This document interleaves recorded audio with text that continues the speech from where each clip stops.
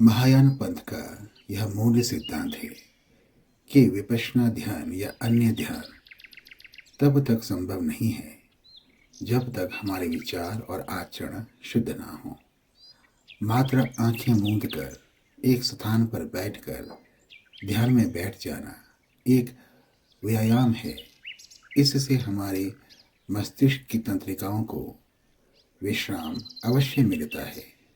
यह विश्राम क्षणिक होता है। कुछ दिनों के बाद मस्तिष्क की शांत अवस्था लुप्त हो जाती है। अतः यह ना तो ध्यान है और ना ही विपश्यना। यह मात्र ध्यान का भ्रम है। ध्यान का अर्थ है जिससे हमारे विचार और चर्या आचरण में क्रांतिकारी परिवर्तन हो। सम्यक विपश्यना के बाद हमारे विचार में, आचरण में, व्यवहार में, चर्या में मौलिक रूपांतरण आता है। वास्तव में यही ध्यान है। बुद्ध ने किसी भी भिक्षु को सीधे विपश्यना की विधि नहीं सिखाई। जब तक आचरण शुद्ध न हो, बुद्ध ने किसी भी भिक्षु को ध्यान की विधि नहीं दी। महायान पंथ आचरण शुद्ध करने के लिए भावनाओं को शुद्ध करते हैं, क्योंकि भावनाओं से आचरण अभिव्यक्त होता है। भावनाओं को शुद्ध करने के लिए प्रणिधान एक विधि है। प्रणिधान का अर्थ है समस्त प्राणी मात्र के हित के लिए अपना सर्वस्व न्यौछावर कर देना। भोट भाषा में प्रणिधान का अनुवाद है मल्लम, जिसका अर्थ है भावना पथ। महायान पंथ के किसी भी प्रणिधान में, मल्लम में, अपने लिए कोई इच्छा नहीं की जाती है। परंतु यह विडंबना है कि मल्लम को स्वार्थ के लिए सिखाया जाता है, दिखावे के लिए जाप किया जाता है। और अचरज का विषय तो यह है कि मल्लम में क्रोध, मोह, लोभ, द्वेष, भेदभाव और घृणा का त्याग किया जाता है, परंतु व्यवहार में वे इन्हीं रोगों से ग्रस्त होते हैं। भद्रचर्या प्रणिधान को प्रणिधान का राजा कहा जाता है। मल्लम की गेरपोह कहा जाता है, क्योंकि सभी भावना क्रम इसमें हैं और इन भावनाओं से निकलने का मार्ग भी इसी में है। इस प्रणिधान का जाप बिना समझे, बिना जाने करना तो मंदबुद्धि होना है। कोई चमत्कार संभव ही नहीं है। जब तक विचार और आचरण शुद्ध ना हो, कोई पुण्य भी संभव नहीं है। ग्यागर का 2 आर्य भद्रचर्या प्रणिधान राज वोकादो हप्पा जाम्पी चुत्पी मल्लम की गेरपो जाम्पल शनुर गिरवाला छाक्सरो। मंजुश्री कुमार भूत को नमन।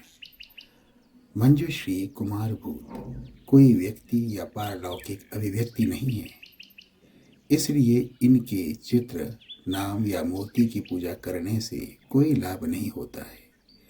चित्र या मूर्ति स्थापत्य देशनाएं होती है। मंजुश्री एक कमल पुष्प पर बैठे हैं। इसका अर्थ है जागृति, क्योंकि कमल पुष्प प्रातः होने पर ही खिलता है, जागता है। मंजुश्री के पीछे के भूदृश्य में पर्वत हैं, जो हमारे अहंकार को दिखाता है। आकाश में कुछ मेघ हैं, यह हमारे संशय और भ्रम को दिखाता है। मंजुश्री के दाएं हाथ में एक खड़ग है, प्रज्ञा है। यह एक उपाय है, साधन है अपने भ्रम, संशय और अहंकार के आवरणों को काटने के लिए। उस खड़ग में आग है। उस आग का अर्थ है इस संसार में सब कुछ नश्वर है, स्थायी कुछ भी नहीं है। मंजुश्री के बाएं हाथ में एक विकसित कमल पुष्प है। इसका अर्थ है हम अंधकार में बीज हैं, परंतु जैसे ही अंधकार को स्वीकार कर लेते हैं, जैसे बीज भूमि को स्वीकार करता है, तो संपूर्ण परिवेश को स्वीकार करता है। इसी स्वीकृति से बीज में अंकुर आता है और भूमि के अंधकार से निकलकर प्रकाश में नित्य परिवर्तन परिवेश में वह अंकुर विकसित होता है। उस पुष्प के ऊपर एक ग्रंथ है, जिसका अर्थ है इस संसार को किसी स्मृति, किसी ग्रंथ द्वारा जाना जा सकता है, परंतु वह अंतिम नहीं है। शास्त्र साधन है, साध्य नहीं। शास्त्र भ्रम और अहंकार को उत्पन्न करता है, अतः उस आवरण को खड़ग द्वारा, प्रज्ञा द्वारा काटा जाना अनिवार्य है। मंजूश्री का अर्थ है कोमल उपाय। मुक्ति के मार्ग में भ्रम, संशय और अहंकार अत्यधिक विकराल होते हैं। उन विकराल बाधाओं को कोमलता से काटना ही मंजूश्री है। जिन्हें सोदा चोक्चुइन जिक्तेन्ना त्वेसुम शेखपा मी सेंगे कुन दागी माली देदा थमचेला लुइंदा नागित दांगबे छगियो। जितने भी 10 दिशाओं के लोगों में त्रिकालगत नरसिंह सभी, मैं अशेष उन सभी को काय, वाक और चित्त से नमन करता हूँ। बुद्ध कहते हैं, इस विश्व में कोई ऐसा स्थान, दिशा और समय नहीं है जहाँ कोई प्राणी नहीं है, सत्व नहीं है। अतः 10 दिशाओं में जितने भी प्राणी जगत हैं, संसार हैं, उन संसारों में जितने भी त्रिकालगत नरसिंह हैं, बुद्ध को नरसिंह भी कहा जाता है, उन सभी को कोई शेष ना रहे, मैं काय, वाक और चित्त से नमन करता हूँ।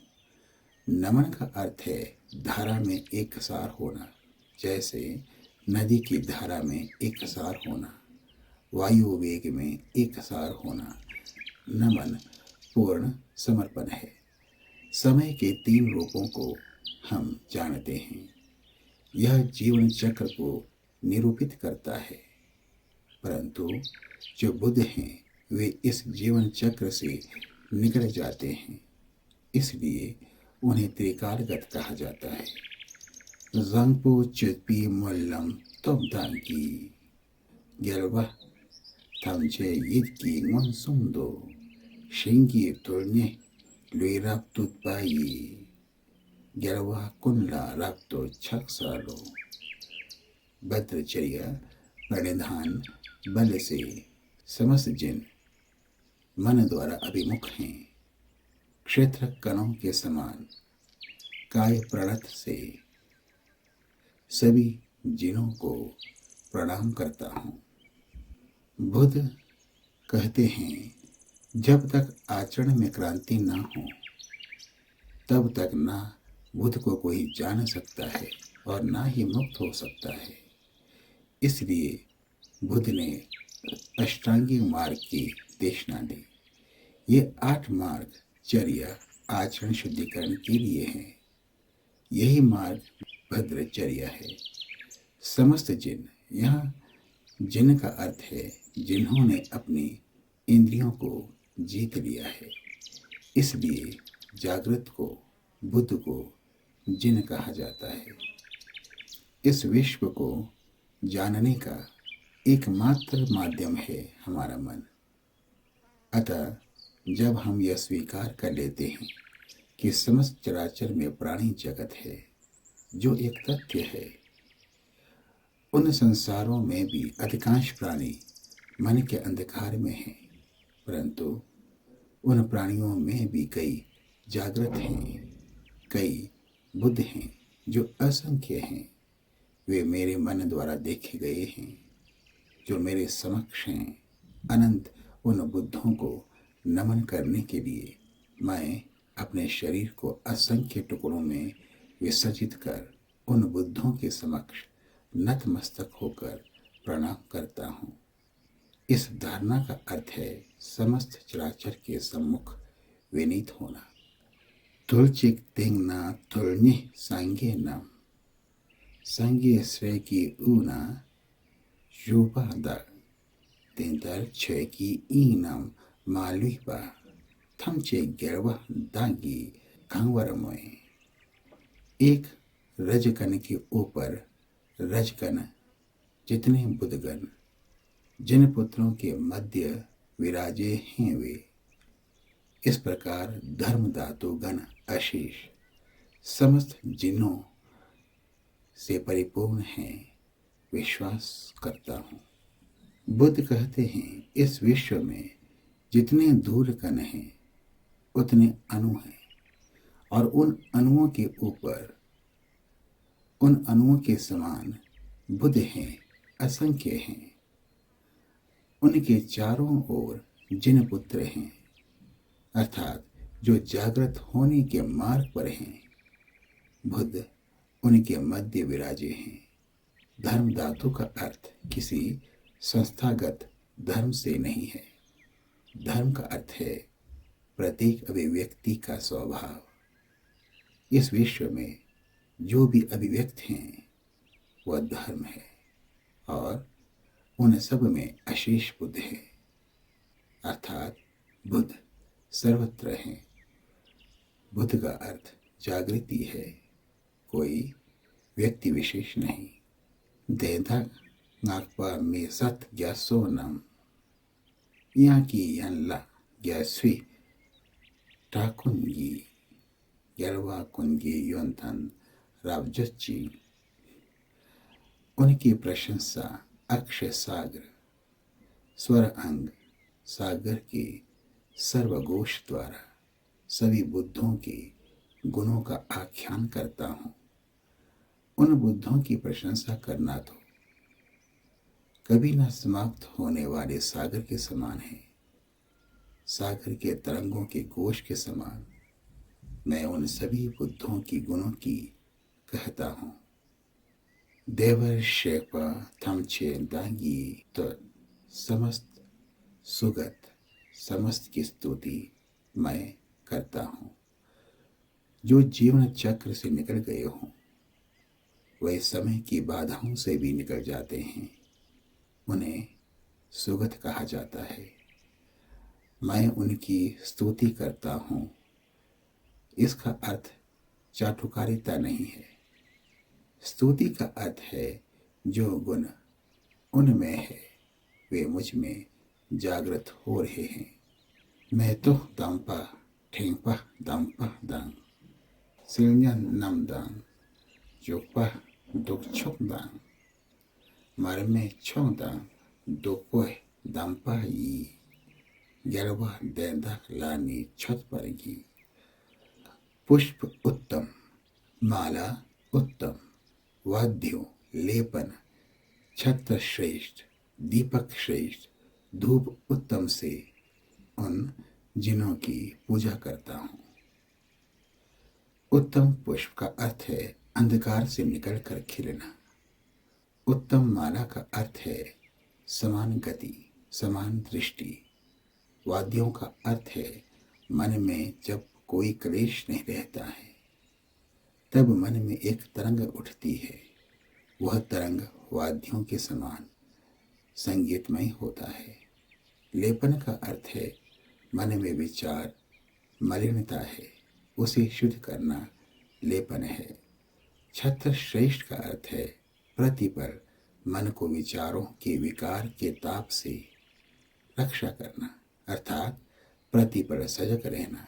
दीपक श्रेष्ठ का अर्थ है सदा प्रकाश के समान सभी को समान दिशा दिखाना और स्वयं सजग और कर्तव्यपरायण रहना। उत्तम धूप का अर्थ है व्यवहार इतना शुद्ध हो कि दसों दिशाओं में सुगंध हो। नमसा दम्पा नम दंग ठी छुक दंग चेमा फुरमा रीरब न्यम्पा दंग कोतपा खेत पर फापी छकुंगी गेरवा देंदाक लानी छुत परगी। वस्त्र उत्तम, गंध श्रेष्ठ, मरुचूर्ण सुमेरु समान, व्यू विशिष्ट परम आर्य समस्त द्वारा उन जिनों की पूजा करता हूँ। उत्तम वस्त्र का अर्थ यहाँ आवरण है। आवरण अवधारणाओं को कहते हैं।